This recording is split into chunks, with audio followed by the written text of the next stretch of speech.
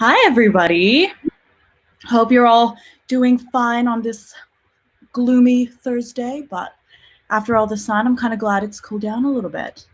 Welcome to We, Myself, and I, kind of the third and final watch party that we're doing for the shelter works that Mav has been doing.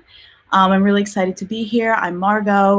One of my works will be screened later on, and yeah, please feel free to say hi and comment, etc. I would like to acknowledge the Wurundjeri and Boonwurrung people of the Kulin Nations on whose unceded lands we live and dream and create. I extend my deepest respect to all elders, past, present, and emerging. This has always been and always will be Aboriginal land. So today's works are kind of a culmination of different artists who work across a pretty wide range of form and genres. So you can expect like comics and some video art, some drag and some stop motion, and they're all really fun, and they all kind of talk to, I guess, how individuals and how kind of the self has tried to navigate this kind of time during the pandemic, and all the kind of tensions that exist within all of us during that time, and all the kind of little moments and realizations that we've had. So I'm really excited because I just love talking about the self, as many of us do. And now I think I will have everybody come right in and introduce themselves. Hi. Hello. The party's coming. Oh, Miss Scarlett. Hi. How are we today? Beautiful.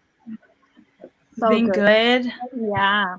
Beautiful. So I know Youbi is milk to go today. Yeah. Oh, yeah. It's nice. It's like a pleasant day for milking goats and working. Now, I'll just have everybody, I don't know, just quickly introduce themselves and say a sentence or two about who you are, what you do. No pressure. I'm Two Astrid. sentences. Yeah. I'm Yes, Astrid. hi. Yeah, I'm a puppeteer artist. I do some design too, a little bit of everything. I was born in Chile and Patagonia, so I'm from Latin America. I've been living in Australia in Wurundjeri land for a long time. Very glad to be here sharing. Yeah. Lovely. Thank you. Woo. Hi, my name is Scarlett right now, but sometimes I'm Scotty as the artist. I moved here 2 years ago from Hong Kong, and I did my bachelor and honors here, and then now I just stay here because of what happened last year and just continue working as an artist in Collingwood Yard. I work in cross-media with sculpture, ceramic, photographs, performance, videos. I'm having a show at the NGV, which is called the Triennial this year, with the work that's relating to what I presented with the going to present with the tonight with the watch party. So stay tuned. Wow. Ooh, exciting. Yes. That's amazing. Yay. Thank you. Thank you. Hello. Hi. Hi. My name is Youbi, and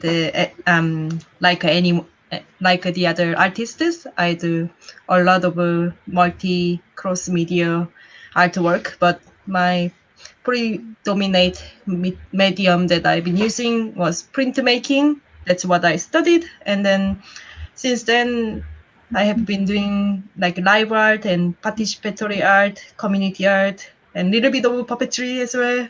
So yeah, mixed medias. Nice to meeting you all.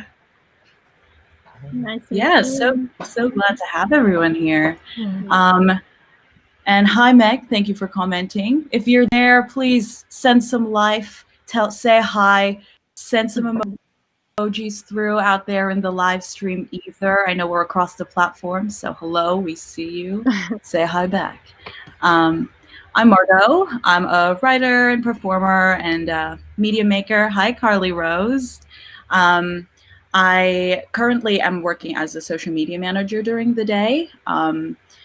For me, it's just like a weird kind of social experiment for myself, while also being like a real job, I guess. So that was like a fun, like weird thing that I was like, yeah, I love being a writer and an artist, but I also want to like do digital marketing like as a joke. And now I'm doing that. And yeah, and I love to kind of create video art and stuff, which I don't get too much opportunity to do actually, because I do so much kind of writing and performing. So I was really excited that Mab was like, yeah, just do like anything you want, do whatever. So I was like, yes, I will do a video art thing, because then I don't have to like perform necessarily. So that was really cool. Oh, hello, Thrail Firestar, if I butchered that. Oh, they love our work and they think it's so good. We can hear about it. Yes, it is. I love it. I love everyone's work. And I guess I have an opening question. We, myself, and I theme. What was one thing you learned about your place in the world and who you are in the world during the pandemic? And please, if you're watching this as well, comment below. What did you learn about your place in the world during the pandemic? Wow, that's a hard one. It's like very deep. Yeah. I mean, that's what the art's about, eh?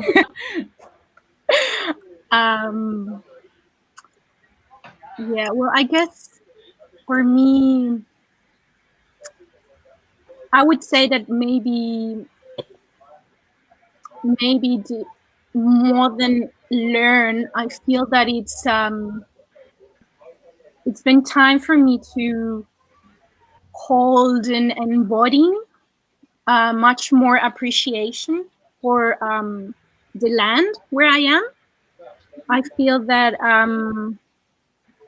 the lockdown, the pandemic, is been giving me this, offering me this time to be more appreciative and develop this sense of reverence to Pachamama and Mother Earth.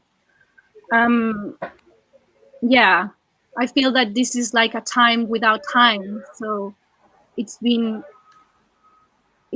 very precious for me. And I'm not quite sure if it's learning in an intellectual way, but it's been in other different ways that I've been experiencing this time very, very positive. And yeah, I found that as well. Like, I don't know what it was, but suddenly kind of pulling the plug on everything and not going anywhere just like made me realize how little I could control my own time. It was just like, yes to this, and yes to that, and sure, I'll go over there. And suddenly I guess like we could reclaim time. Well, reclaim, we'll see what that means, but it was just an interesting kind of like sudden control over kind of every minute of the day, sort of, which I didn't feel like I had before. Yeah, it's an interesting time, and I feel that it was a different way to live. Well, for me, it's kind of I guess it's like a different because I have experienced that before in the SARS pandemic in Hong Kong in 2003, and it pretty much the same too with the lockdown. I didn't go to school for half a year, and then we had to have the mask on for at least a year. And before the whole pandemic lockdown started, I even had debate with my friends saying, "Oh, should we have the border locked?" Shut down, or like should we even wear masks? And I had so many friends who just didn't believe in masks, and then they didn't believe in closing border just to stop the spreading going everywhere. But because I have experienced that, I feel like I'm witnessing what could have prevented happening again, and just watching it burn, and in a way that experiencing also what everyone else is experiencing, and then I don't know, because like the whole lockdown, I feel like every day is the same, and I thought with my experience before in Hong Kong with the SARS, I would be okay with that. I have done that before; it would be easy to go through. But then it seems like when everything is the same every day, I lost the whole memory of what happened. I feel like it was so small for me because I didn't have any friends or family who lives. I didn't have family living here, and I didn't have any friends live near me. So it was experiencing alone every day, and so it's like I had a moment thinking that what if I disappear one day on my own in the lockdown, and it would just no one would know. And I kind of feel like that's like where I was in the first lockdown. And that's so funny you said small, because we literally got a comment that was like, but from Pharrell Firestar, saying I felt so small, but things like these live events made me feel connected to something bigger. And it's so just that smallness, because I think I took that for granted, like being able to access other people. I definitely did not realize how much I actually depend on that to stay myself, kind of. Yeah, I guess similar with what you were saying, like we just like I also felt like how small I am, but also like so much connected with whole world in a way, because whole world was in pandemic. It's not only one country or the others. It's not about one country had a wars, and this doesn't feel like, the reality time to time, like to us. Yeah. Yeah, if you are not in the situation, but because everyone was in the pandemic, and like perhaps like my sister is in England and my mother is in Korea, so everyone has very different stage of the going through the pandemic, and just makes us how precarious we are. What we built up until now is, what does it mean? Like, is that actually genuine meaning inside what we are missing out? Yeah. Yeah. I think Yeah. like with that, like because he said it before that we all in this together, and I feel like we all have this experience of the lockdown. It's almost like a collective trauma, or like just a bond that it's gonna last in us for a long time. I think that's something that can be beautiful to experience. Yeah, absolutely. It was like, it's just this balance of feeling both really small and alone, but also knowing that there is this collective like trauma and like suffering that we've all suffered. Yeah. All right. On that note, that leads us perfectly into the first work by Astrid Mendez, which is No One on the Island. We'll give it a watch now.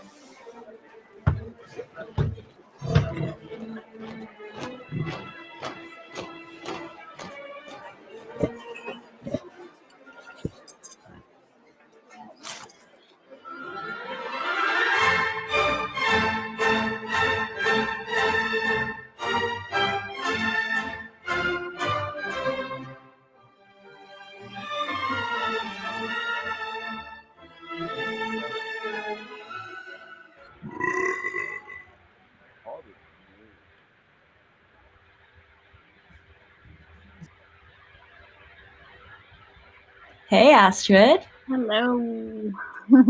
Oh, I love that work. Can I say as well, like it made me really hungry, and it always does. And I'm like, should I eat the toilet paper? Like, it sounds so crunchy. And yeah, and I guess that's kind of like, that's what it is. Like, it was our desire to like consume it and have it and like, just like, have it. Yeah. But yeah, I love it. I love it. Well, how did you find kind of being creative during the pandemic? Yeah, well, I guess that it was I was sort of having this kind of acceptance as of the virus as natural response to all the disruption that we've made in the world, in our planet. So when the virus came, I was not really resisting anything. And I feel that that was a good place to be creative. I feel that it was really flowing somehow. So it was not difficult for me. That was an easy thing to do. I was being able to be creative, but not necessarily being productive, which is something that good. It's I've been all these years I've been just working so hard with a goal, you know, and you kind of, you're on this train that you can't stop because and suddenly life stops you, and I was like, thank you. I just like, whoa, I needed, you know, like, thank you for this, because without this time I would never realize that I could be much more creative than what I thought. And creation in I'm talking about more in a broad sense, not in the artistic field, because that's something that I knew that I was able to do, but creative in different aspects, you know, in relationships, in my elements, you know, the way that I was embodying this time emotionally, in this relationship with the nature as well. I had the time to be connected to nature through my garden, so I guess that it was expanding, you know, creation was expanding to places where I never thought that it would go, my creativity go and develop, you know. So that was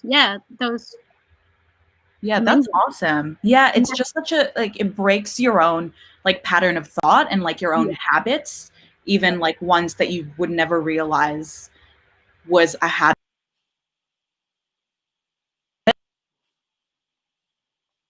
or an emotional.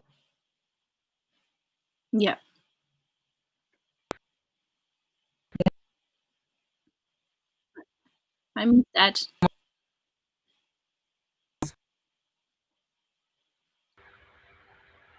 Hello, Margot. Hey. I miss you. Hello. I can't hear you. Good. So I will paste that.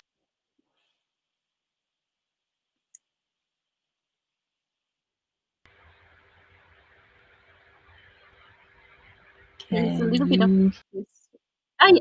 Hey.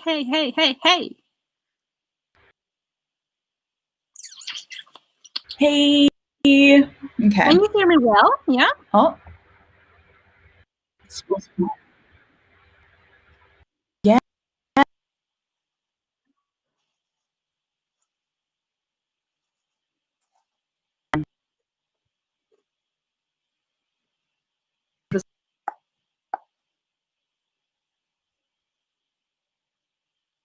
Paper shortage was kind of one of the, like, early crises I had during the pandemic, when I was like, oh, this is real, and everyone is feeling that it's real, and we are doing what we can to allay that fear, which is like to consume and to buy, because that's something that we can just, like, we know what it is and we get our comfort from that.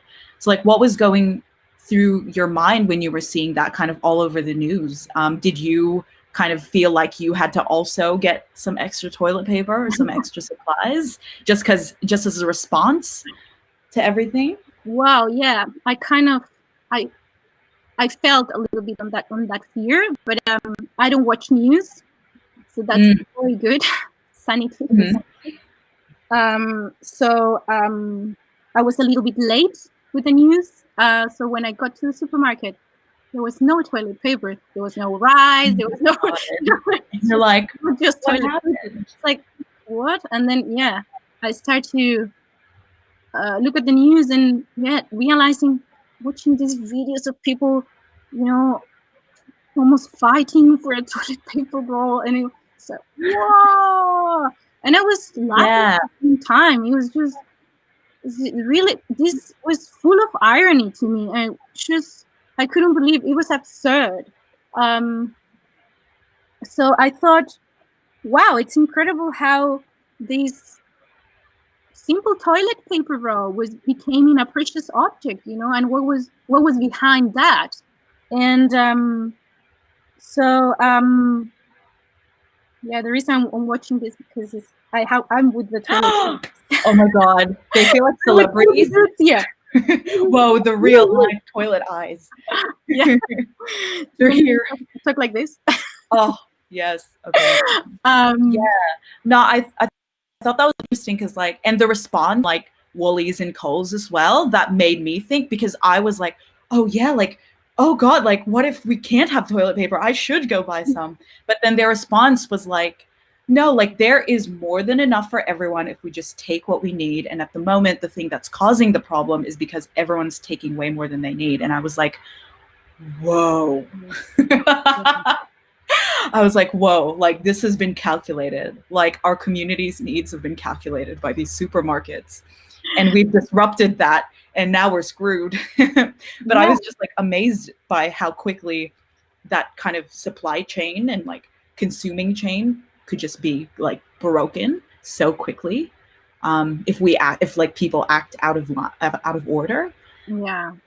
And without empathy, you know, like nobody thought about the others, like it was just really, where are we? Like, and then I was questioning myself about this thing like individuality and individualism and collectivism, like, you know, like where is it? Where is the collectivism? Like, how do you like when do you really start to think in the other? Like, when do you really care about the other? And all these questions start to arise, and yes, I was thinking about this consumerism and fear, but at the same time, I was seeing a little bit deeper into this incident, and under my eyes, it was about issues that we have in our history, you know, as humanity, like colonization, or better to say looting of indigenous land and resources, white supremacy, food access, social inequity, greed. And so I thought, wow, this is not the toilet paper. This is not about just this. There are other issues that this is just a reflection of what is going on. Yeah. And like greater anxieties and being reactive. And this fantasy that we are separated from each other in nature, which is I think that COVID came to show us that, like, exactly the opposite, that we're so interconnected that you wouldn't believe, like, how is that possible? Like, that this virus, it was all over the world in like this, you know? Yeah. Interconnection is just so deep and so different, so different levels. Is so it was like, it was kind of shock with the news, and it just came to me like a response to kind of criticize that unconsciousness and insensitive, I guess. And on such a wide scale as well. No, definitely. That's and I'm still trying to reckon with that collectivism, like you said, with, you know, maybe a handful of people in one place started with it and suddenly millions of people have it just from like contact with each other. And I still can't fathom that scale of how connected we are, to be honest. I don't know if I ever will, even after all this. But like, what's a responsibility? Freya is having supermarket chaos flashbacks.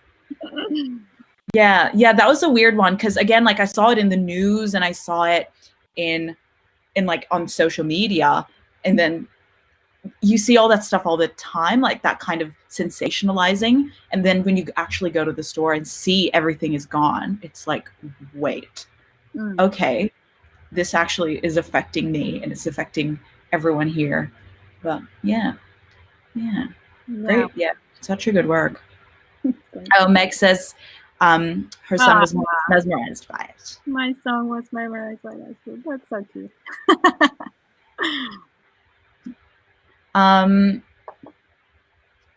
Now, could you tell us a little bit about your puppetry practice? Because you were mentioning that's such a kind of big part of your practice, one that maybe you don't get a chance to explore all the time. Yeah. My puppet practice. Yeah. Oh, I'm so in love with puppets. It's long-lasting story. What is it about them? I mean, absolutely. Well, I guess that I think it's I think it's fascinating that subtle power that lays on them. They are so naive and innocuous sometimes, but at the same time they can be so powerful and so sacred or so revolutionary. So it's so beautiful how like all these codes of information can be in just one object, and we can imbue that on the puppet as well. Yeah, and I'm not only puppets. I'm very fascinated about objects too. I think they have a similar quality. And I also have a kind of devotional relationship with junk. Of like repurposing it. Sorry? Of like repurposing it and using it as art, or just kind of as a point of fascination and like both. But yeah, I'm always collecting junk, screws, everything with I don't know, rusted metal. Yeah. Parts. Is it like kind of your own junk, things that you can't throw away, or like also kind of picking things up from random places? Things up everywhere. That's amazing. Yeah. And I think, I kind of get inspiration from that a lot, and from simple objects, like toilet paper rolls. I think that when you more look at them, like you can always find more and more information. They're full of information. You just need to kind of decode it and learn how to access to that. And in that sense, they're very poetic devices. And it's a very delicate job to be able to access to them. I'm devoted to I love that. Devoted to junk. I adore that so much. Thank you, Astrid. That was a great chat. I'll be thinking about being devoted to junk. I love it. Now we'll show the second work by Scotty So about a particular kind of object that is hot at the moment.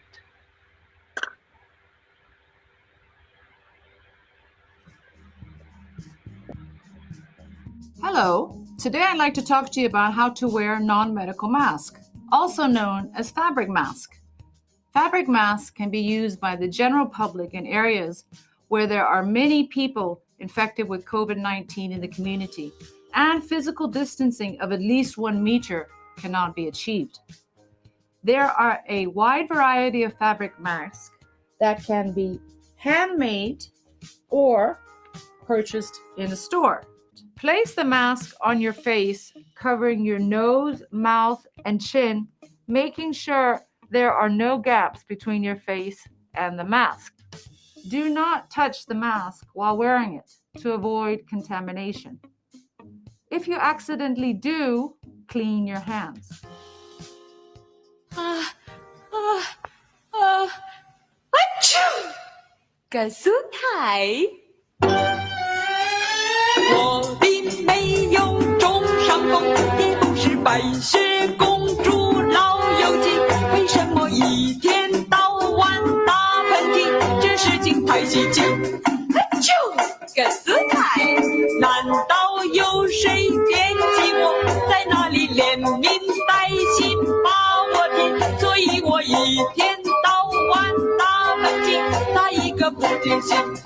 啾，个苏台，上个星期有一位小李跪下了他的双膝，他一定要我同意，必须得成年礼。还有一位就是那小鸡，也对我提出威胁，非要我爱情转移，要和他在一起。一定就是他们俩在那里连名带姓把我踢，所以我一天到晚打喷嚏，打一个不停歇。啾，个苏台。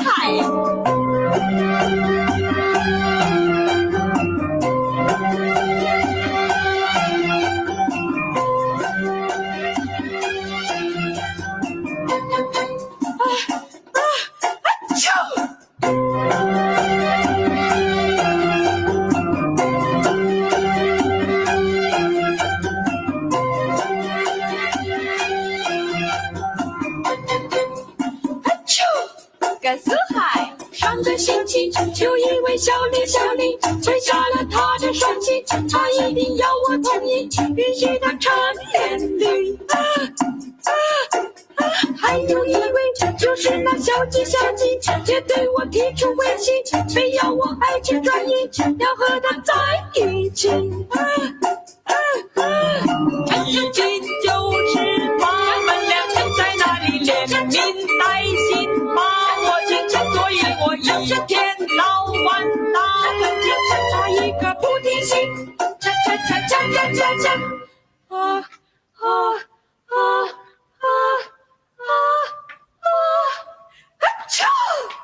个苏台。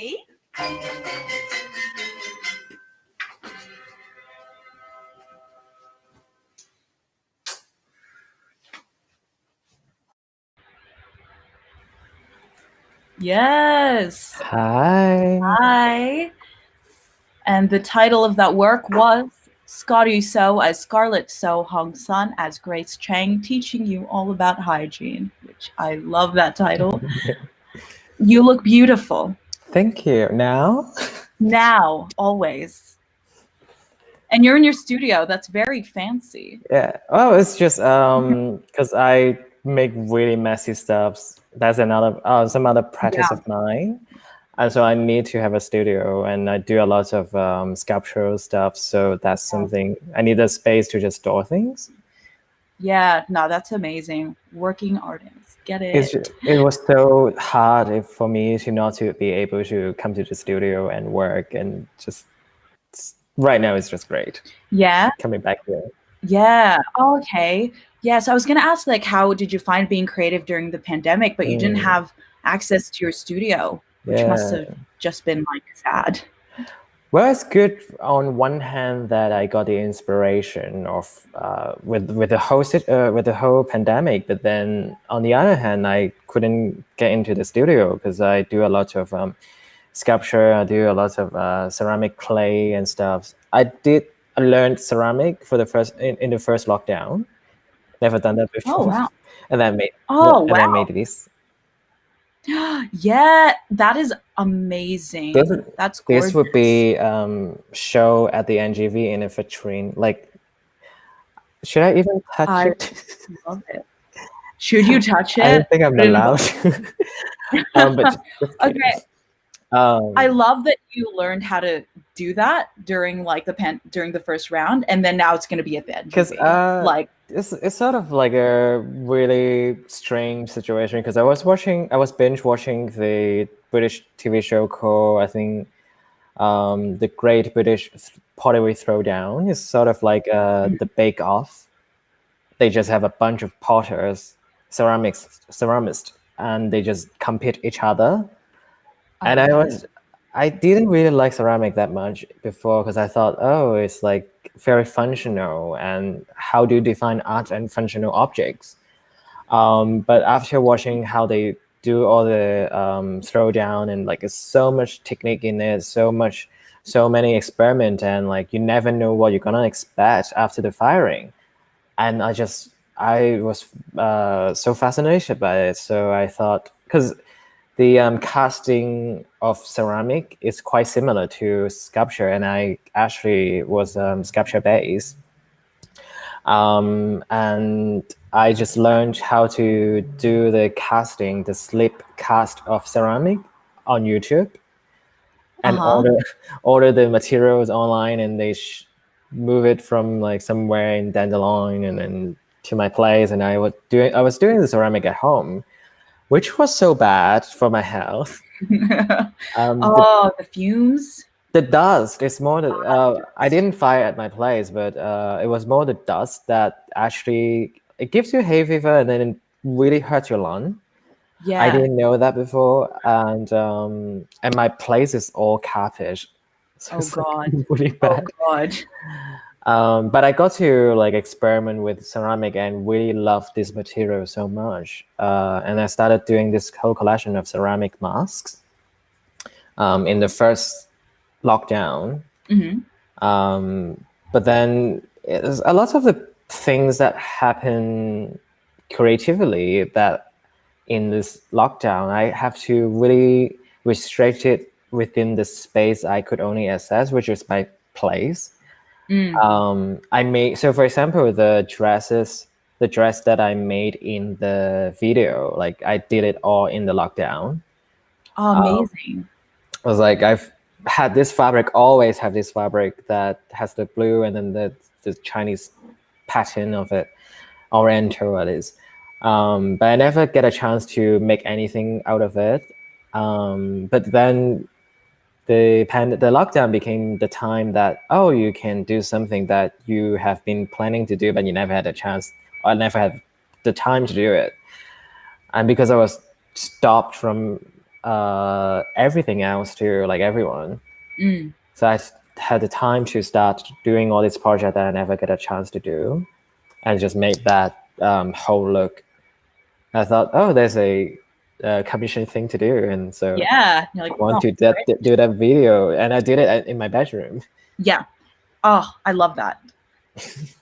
And I just loved Scarlet, and I love that look you made, and I love that you just had that the whole time, and you were finally able to like do something with it. Yeah. Could you tell us a little more about Scarlet and I guess like what inspired her creation? And I think she has an OnlyFans. Is this correct? Yeah. So Scarlet So is like a drag persona that I have since like 3 years ago. Always wanting to, like, I always appreciate this aesthetic of Oriental woman before the 70s, all the way to like ancient time. I just love the look. I love the beauty in it. Even to Tang Dynasty, like 2,000 years ago, or like the Hong Kong 60s, In the Mood for Love with Beehive and Chanson. Yeah. And so as this is my drag persona, I never own a Western clothing. So I always have Chanson and only wear Chanson kimonos and Thai sarong. My mom is Thai.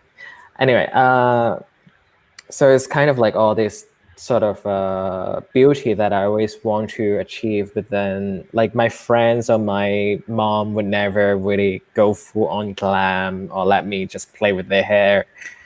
And I finally get to understand how to create those things, and I've been wanting to, well, then I should just do it on my own if I want to be seeing all this beauty. And so for the look in the video, so that one is like a 60s Hong Kong or Taiwanese, because in the 60s China was doing the Cultural Revolution and Chanson wasn't allowed.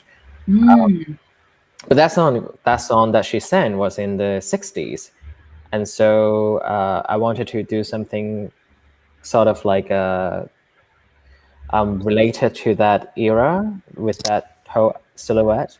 Yeah. And also, in the same time, in the 60s, there was this flu. It's called Hong Kong flu. It's like the Spanish flu that became a pandemic too. Perfect.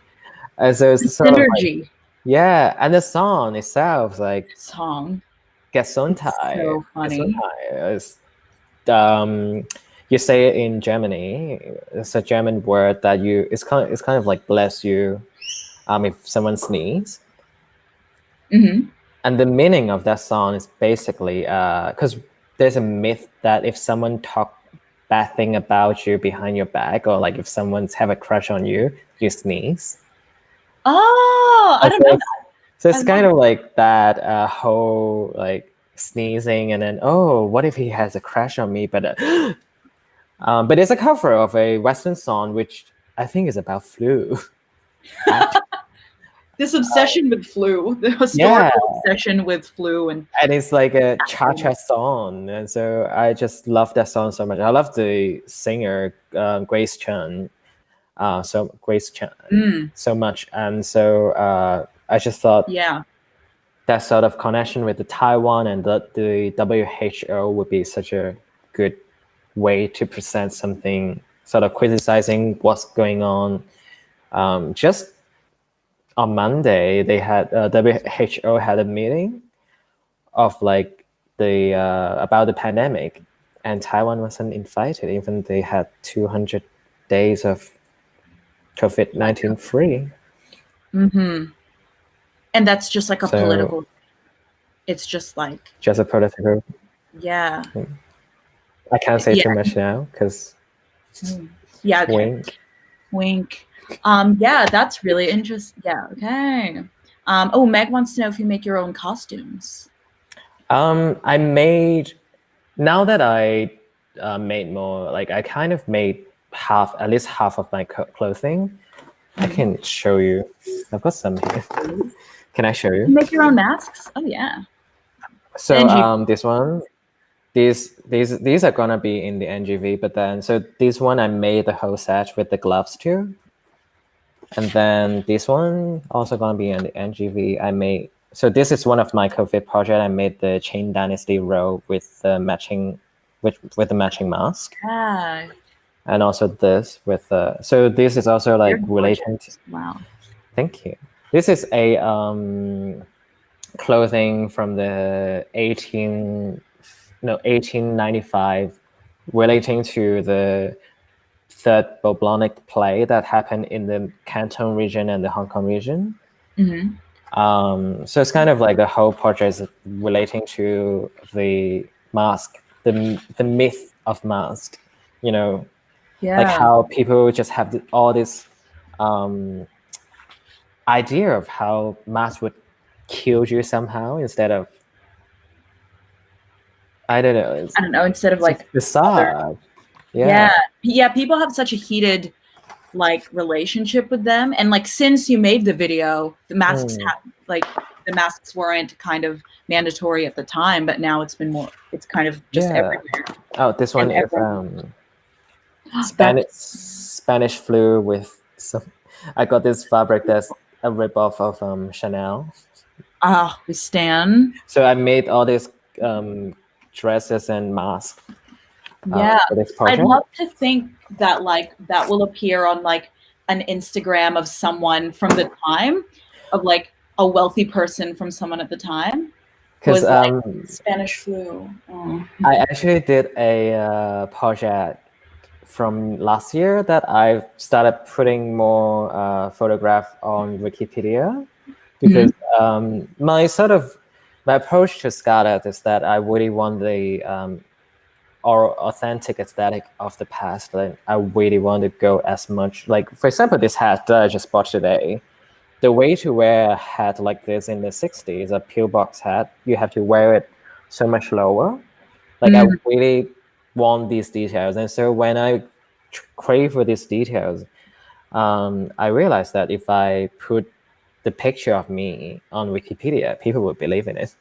Yeah. So put a bunch of different images of me saying that this is a noble lady in the Qing dynasty, or like propaganda in the Cultural Revolution, or different or Chinese opera from the 1910s. If you look it up, you will see me. I will look it up. What should I go? What should we Google? We're all gonna look it up. There's one page that you can look up is Cantonese people on Wikipedia, and there's also Chinese opera. You can look up on Wikipedia. There's a few more. I can't really share it too publicly because people would take it down when they can claim that it is not real. And so with this project, I'm actually planning to do a bit more photograph like this kind. And just see what's gonna happen when I post it on when I put it on Wikipedia and see like maybe I change world history again. I love it. I love it so much. And like, no, they can't sue you at the very least. Because it's kind of, I've been wearing, like, it's so normal and common to wear a mask in Asia. And especially we have been through many pandemic before, especially the SARS, when I had to wear a mask for a year. And so just having that on is so normal. Like when you have a cold, you wear it so that you prevent spreading it to other people. Yeah. And that's just something I don't understand at all, why people would think wearing a mask is such a deadly thing. Yeah. It's just like they've put these ideologies onto these masks, and it's like, oh gosh, just wear a mask. Yeah. And so like if they think it is a myth, then I want to create that myth for them. I want it to, make it even more romantic and just changing the history of it. Yes, I love that. That's a beautiful, fascinating note to end on. It's like, yeah, you think it's a myth? Okay, I'll give you a myth. Yeah. I love it. I love it so much. Now we've got the third work coming up by Youbi called Family Budget Plan.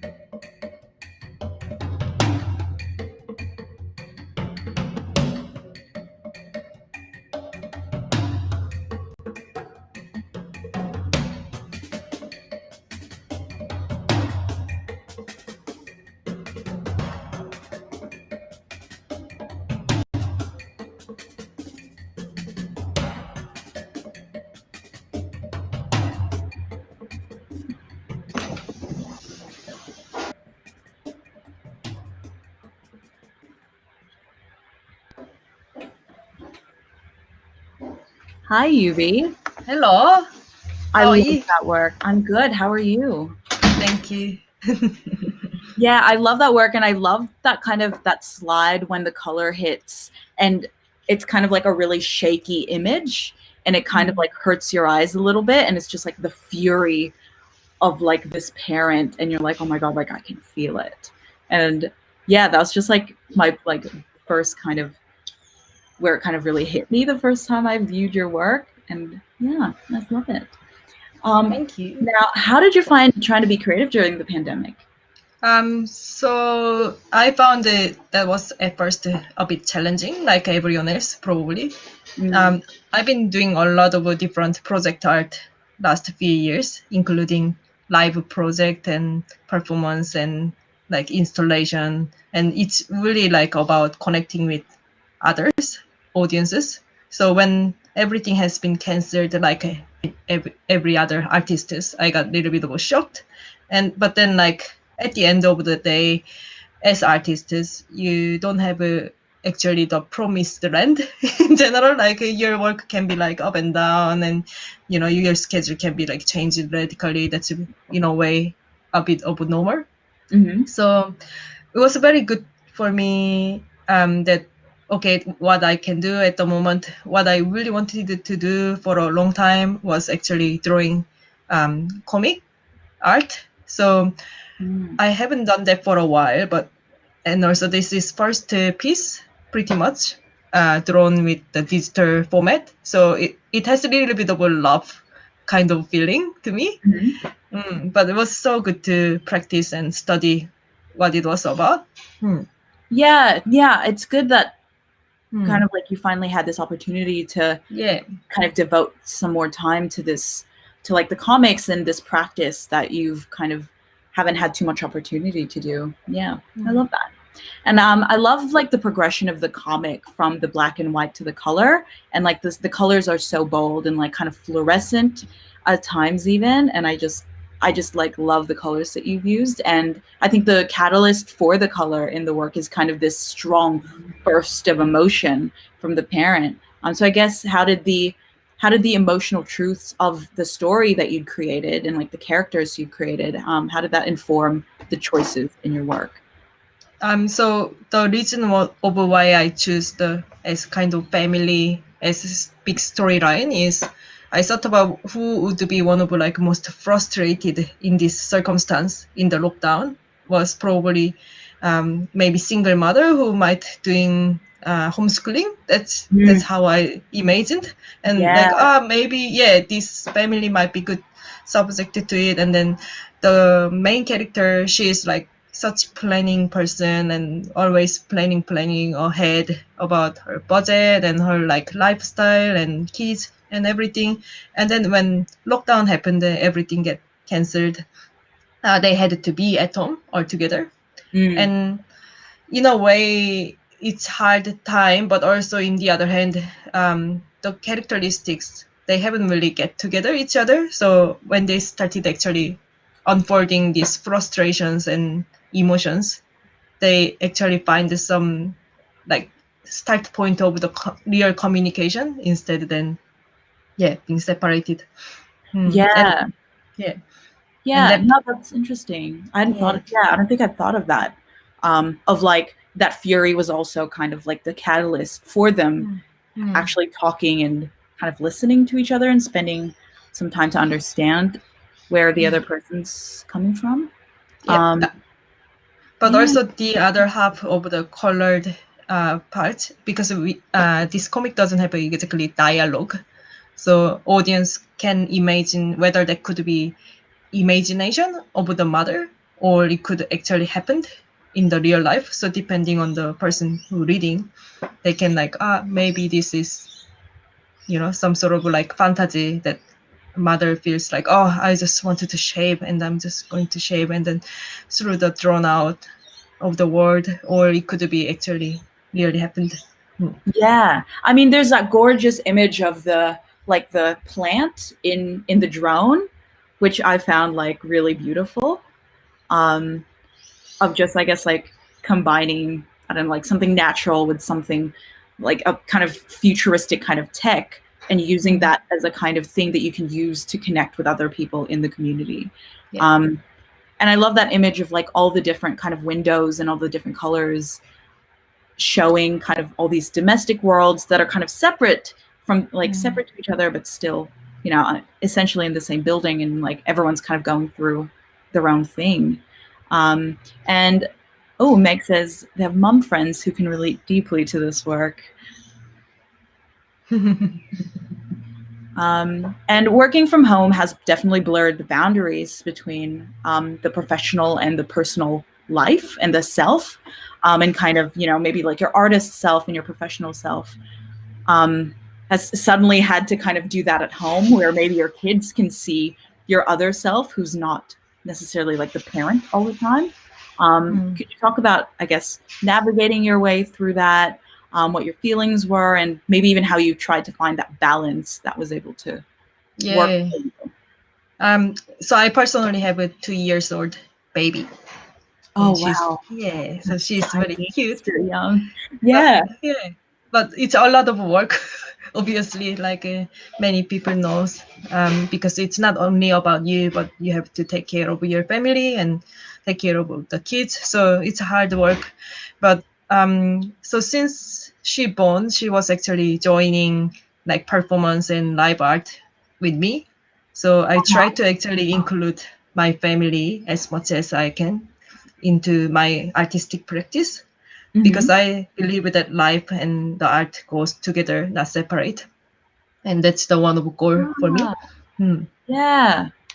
Oh, wow. That's really lovely.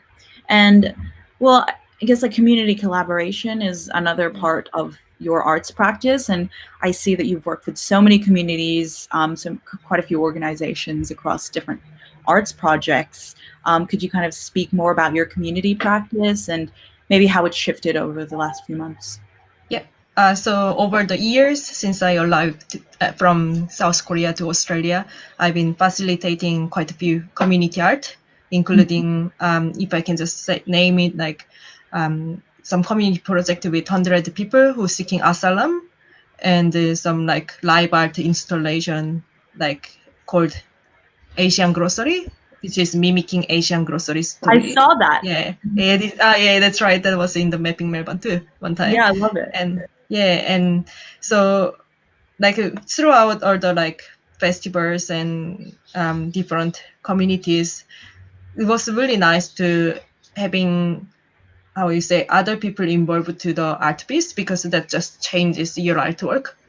So that's one thing is great, is, you know, the community actually changes your art project and art styles, which is amazing. But also in the other hand, it's a little bit artistically sometimes thirsty, in a way, because you do in a way for community. So for me, drawing comic is the kind of satisfying my artistic creations or like desires. Yeah, and I did remember, because I only happened to see Asian Grocery kind of because I was a QV, and I was like, oh, what is that? And I think that's exactly what you want, is like to just have people from anywhere, just like people kind of seeing it through the window and being really interested in it, and then being able to relate to it, because it's like a really fun thing to see something that is so familiar to you in, I don't know, somewhere that is unexpected, I guess. But no, that's amazing. Thank you. Thank you. I love the work, and I really love like the community work that you do. I think that's one of the kind of great and maybe even challenging practices, I think, in the arts, is like really reaching out to communities in like a really genuine way. I guess that's the challenge for the like lockdown and COVID, after COVID as well. Like, how can we actually connect it with the people? Through the art. But hopefully with like public spaces kind of being opened up and kind of being the only place that people can kind of gather really in larger groups. I'd be really interested to see what you come up with in the future. Thank you, Margot. Thank you. And as the final work, I will introduce my own work. It's called Love Core. Thank you.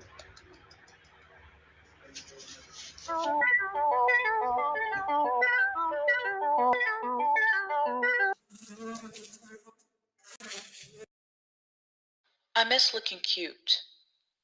I miss feeling cute. Cute was carefree. It was energy. It was something. The other day I saw the phrase, a dessert for the jazz age, and I lost my mind. I forgot how a bunch of words could bring me back to life. They were talking about the chiffon pie, an Art Deco champagne dandy of a dish. It had its heyday when some guy mansplained pie to the housewives of America. Apparently, he was the first celebrity pastry chef, which, unfortunately, implies that he wasn't the last. Every day I imagine a dozen different lives for myself. None of them happy, but always fun. The way tragedy is fun in the biographies of the famous. I imagine having a daughter, ethically adopted, and when she turns 6, I will send her away to a racially diverse Swiss boarding school. I'll only see her on holidays. She'll have everything she could possibly want, and she will resent me. My lunch break ends. I go back to writing copy for a new estate being built only an hour away from the Perth CBD, Asterisk. There's no place like insert estate name here. I make 15 ad variations for Facebook and another 4 for Google. I haven't had a poetic thought in months. For a while, the promise of loungewear stirred me, but it lost its appeal the moment ASOS put a mini skirt in its loungewear edit. There's nothing sacred anymore.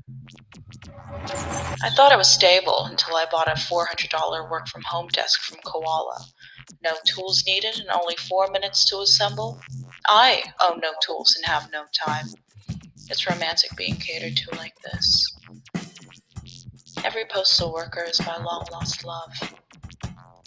In the before, I thought I had a social life, but every Zoom call screenshot on my feed tells me otherwise. In the after, I thought I could be whimsical, but after my 45-hour working weeks, I only have enough energy to resent every loaf of sourdough that dare cross my path.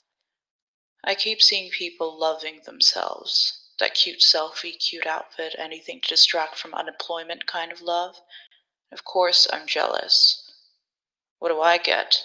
Bad moods, bad skin, and a steady paycheck? Please. When does the fun begin?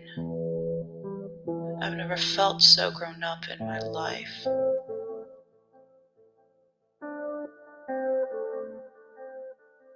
I'm lying in the thick of it.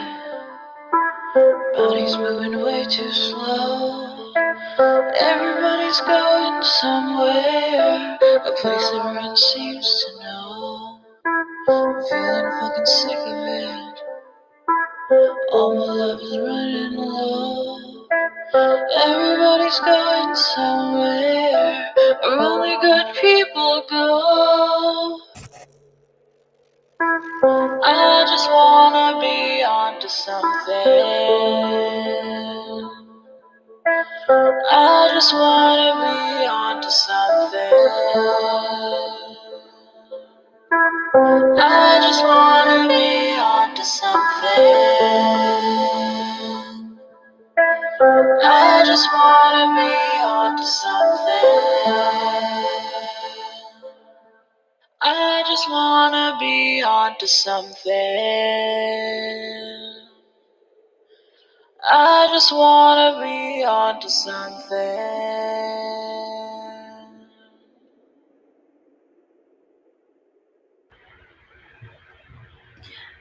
Yeah, love core. It's just me.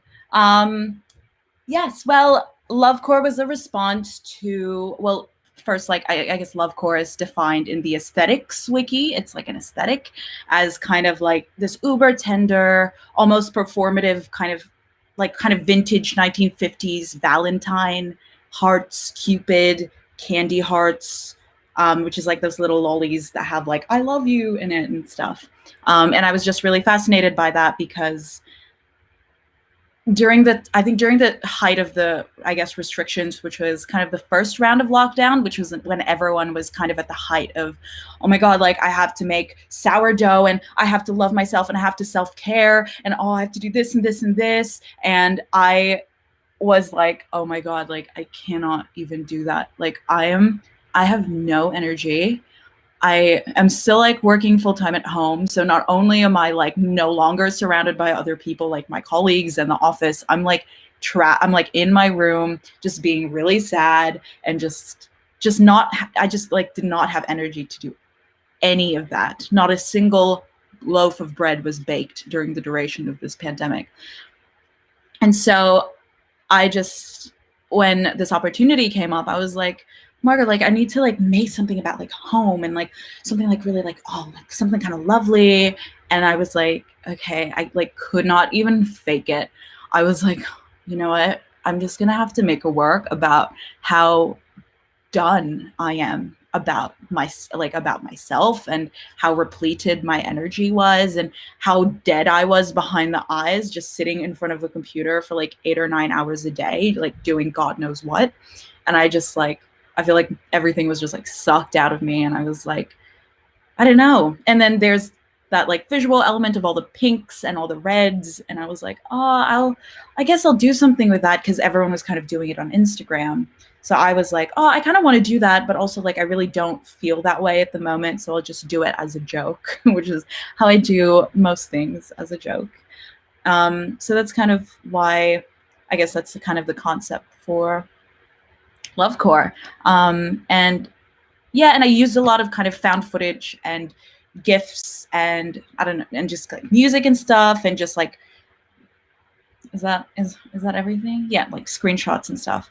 Because I just did not want to be on camera. I was like, I feel horrible. I feel ugly, and I don't feel cute, and I hate it, and I don't want to perform. Or like there was a period of time where I think it was about 2 or 3 months that I had not taken a single selfie, which is very much unlike me, very unlike my, just like completely outside of my character. And I didn't even realize until kind of after that period. And I was like, what happened to me? So yeah, it was very much created in that, well, I guess I'll be in it because it's just a thing that I do. But also I just want to make something that's fun. And kind of just like putting together all the things that I was interested in, because I was like, oh, I want to do like music. Like I don't want to do comedy at the moment because I just don't feel like anything is that funny and I don't really care. So I was like, okay, I'll do music. I'll narrate kind of these thoughts that I've been having.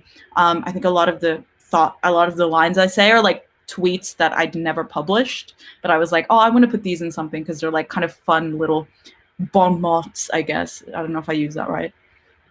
So yeah, that's kind of just my process for that. And I'm glad that people have found it entertaining, because I really was not sure that they would. I was just like making something to completely indulge myself.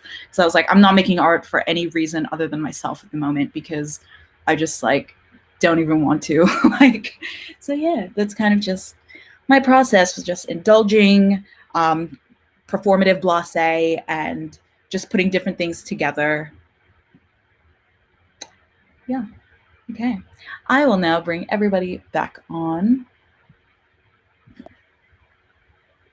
Hello. It's gotten darker where we are. I can see it. You've got a bloody ring light on, haven't you, Scotty? I got two IKEA. Oh my God. Amazing. I love it. Okay, well, thank you so much for the great chats. I've loved hearing all about your practices and just your processes and just kind of how you guys have been living during this time. I feel like I haven't had too many conversations just about it with people outside of my, I guess, immediate circle. So I've loved just getting to chat with new people and great minds and great artists. So thank you. Thank you. Thank you, Astrid. Thanks, Youbi. Thank you to Shelter Program too. Thank you. Thank you. It was amazing to have the opportunity to do this work. Yes. Yeah. Yeah. like, yeah, as we said, like we got to explore things that we did not have time or opportunity to because we were busy being productive in other ways, kind of just on this train that we couldn't get out of, as Astrid said. So yeah, thank you, Mav. And I hope everyone has a lovely evening. And please follow us on Instagram, Facebook, Twitter, whatever we have. Yeah. Thank you, friends. Thank you. Thank you. Thank you. Mwah.